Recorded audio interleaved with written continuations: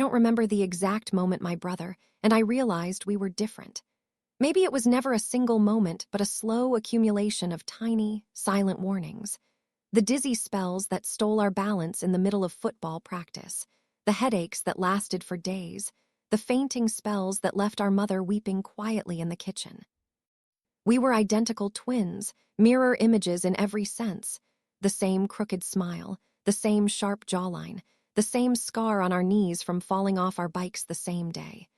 But inside our skulls, something was growing, quietly, invisibly, and deadly.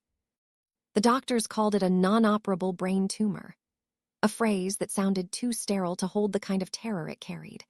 We were 8 years old when they told our parents, and I only remember fragments of that day.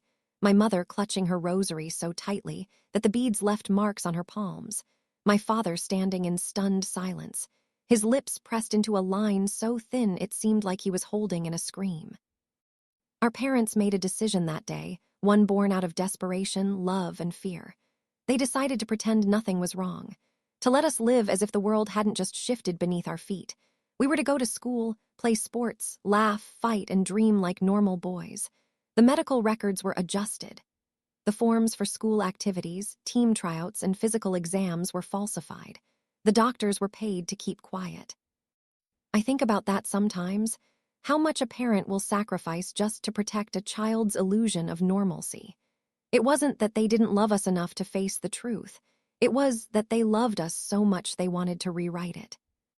For years, we lived like any other set of twins, inseparable, competitive, reckless. He was the louder one, always pushing limits, the first to jump from the roof into the pool, the first to talk back to teachers, the first to fall in love. I was quieter, more observant, always the one to pull him back from trouble. But behind every laugh, every football match, every birthday candle, there was a ticking clock no one could hear but us. We were told we could die at any moment, that the tumors sat near the base of our brains like sleeping giants, silent but unpredictable. One seizure, one fall, one uncontrolled bleed, that was all it would take. But when you're young, death feels theoretical. It's something that happens to old people, to stories in the news, not to kids running barefoot through sprinklers. So we ignored it. We played harder. We laughed louder. We lived like we could outrun what was inside us. High school changed things. The symptoms grew stronger, harder to hide. Sometimes, after practice, my brother would sit under the bleachers, his hand pressed against his temple, eyes glazed with pain. He'd tell me it was just a migraine, but I knew better. I could feel my own pain mirroring his sharp, electric, like a reminder that we were bound together by something more than blood. One night he had a seizure. It happened while we were watching TV in our room. One moment he was laughing at some stupid joke, and the next he was on the floor, convulsing, his body rigid, eyes rolled back. I froze, paralyzed by fear and helplessness. I called for our parents and they came running, their panic raw and unfiltered. That night we went back to the hospital. The same sterile smell, the same white walls, the same quiet verdict. The tumors hadn't grown, not significantly anyway, but the doctors were clear. We were lucky this time. The next episode might not be so forgiving. My brother didn't speak for a week after that. He spent most of his time outside, sitting in the field behind our house, staring at the sky like he was trying to memorize it. I joined him one afternoon, and he finally said, "Do you ever think we'll make it past 20?" I didn't answer. We both knew the truth. We probably wouldn't. But somehow we did. We turned 18, graduated high school, got into college. Our parents were ecstatic, their pride mingled with disbelief that we'd made it this far. The headaches were still there, the dizziness still came in waves, but we learned to hide it better, to smile through the pain. In college, our lives began to drift apart for the first time. He joined the track team. I studied medicine, maybe out of some unconscious desire to understand the thing that was killing us. He started dating a girl named Emily. She was sweet, kind, and completely unaware of his secret. I warned him that it wasn't fair, but he said he wanted to feel normal for once, to have someone love him without pity. Their relationship was beautiful in its simplicity. They'd spend hours talking under the stars, sneaking into the pool after hours, whispering about futures neither of them would ever see. When she told him she loved him, I saw something in his eyes that terrified me, hope.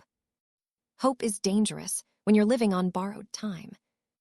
By our sophomore year, his condition worsened. The seizures became more frequent. The painkillers stopped working.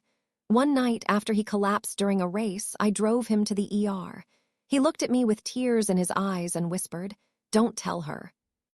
I wanted to scream, to shake him, to tell him that love built on lies wasn't love at all. But instead, I nodded. Because I knew that the truth would destroy her, and maybe that was the one mercy I could give him. Months passed. He grew weaker. I could see it in his posture, the way he'd wince when the light hit too hard, the way his words slurred when he was tired. He started talking about death more, not in a fearful way, but in a curious, almost peaceful tone. "I wonder if we'll go together," he said once, "like we came into the world." I didn't answer. I couldn't. The night he died, I woke up with a pounding headache so strong it made me nauseous. My vision blurred, and for a brief second I thought I was dying. I stumbled into his room and found him lying still, his face peaceful, his lips parted like he'd fallen asleep mid-sentence. I knew before I touched him. There's a silence that follows death, not the kind that fills a room, but the kind that settles inside you. A hollow echo where half your soul used to live. The funeral was small, quiet. Emily cried the entire time. She never knew the truth until afterward. My parents finally told her, unable to carry the secret anymore. She came to me later, eyes swollen, and said, "He never told me because he didn't want me to stop loving him." I wanted to tell her that he never doubted her love, that he carried it with him until his last breath, but the words never came out. After his death, I changed. I stopped studying medicine. I couldn't stand hospitals anymore. The smell of antiseptic made me sick. I moved away far enough that the memories felt like someone else's life, but I couldn't outrun what was inside me. The symptoms returned, stronger this time. The headaches felt like earthquakes beneath my skull. I'd wake up in the middle of the night drenched in sweat, my vision flickering at the edges. I knew what it meant. Sometimes I dream of him. In my dreams, we're back in the field behind our house, watching the sky. He's laughing, carefree, alive. He tells me it's okay to let go, that we were never meant to live long, but we were meant to live deeply. And maybe he's right. Maybe life isn't measured in years, but in moments, in the laughter shared between two brothers who refused to surrender to their fate.